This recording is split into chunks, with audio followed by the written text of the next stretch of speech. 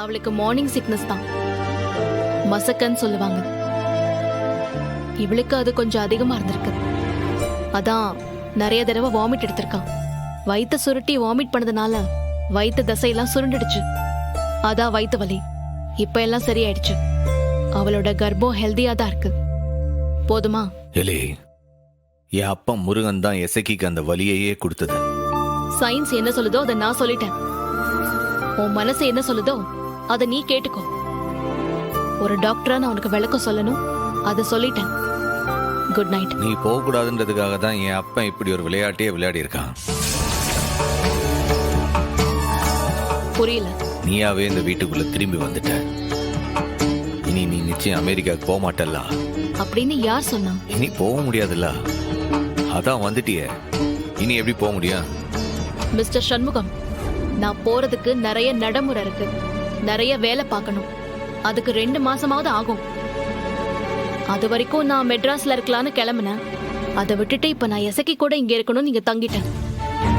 மெட்ராஸ் ட்ரிப்பை தான் தள்ளி போட்டிருக்கேனே தவிர அமெரிக்கா படிப்பு இல்ல. அதையும் தள்ளி போட்டுரு. ஏன் கேன்சலே பண்ணிடுவ பாரு. அது எப்படிரா? என்ன அவ்வளவு தூரம் காயப்படுத்திட்டு கொஞ்சம் கூட ஞாபகமே இல்லாத மாதிரி நடந்துக்கிறதுக்கு உன்னால மட்டும் முடியுது?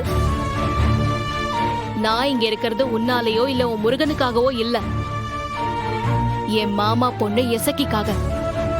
அவ வெறும் என் தாய் மாமா பொண்ணு மட்டும் இல்ல, என் அண்ணன் முத்துப்பாண்டியோட பொண்டாட்டி, என் அத்தை சூடாமணியோட பொண்ணு. நான் என்னோட அமெரிக்கா ட்ரிப்பை தள்ளி போட முடிவு பண்ணது அவளுக்காக மட்டும்தான். ஏதோ நான் எல்லாத்தையும் மறந்துட்டு திரும்பவும் மானம் கெட்டு போய் இந்த வீட்ல வாழ்ந்து உன்கிட்ட எல்லா பேச்சையும் வாங்கிப்பேன்னு கனவுல கூட யோசிக்காத. இப்ப மட்டும் இல்ல, நான் அமெரிக்காவுக்கே போனாலும் எசக்கிக்கு ஒண்ணுனா நான் வரதான் செய்வேன்.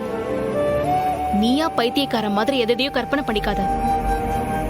என் வாழ்க்கையில இனிமே நீ இல்ல, அவ்வளவுதான். Good night. அப்ப நீ அமெரிக்கா போறதுல உறுதியா இருக்க?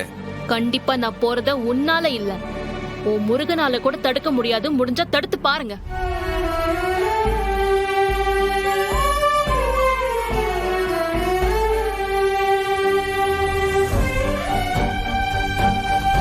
எப்ப முருகன் இருக்காண்டி, அவனை மீறி நீ எப்படி போயிடுவ?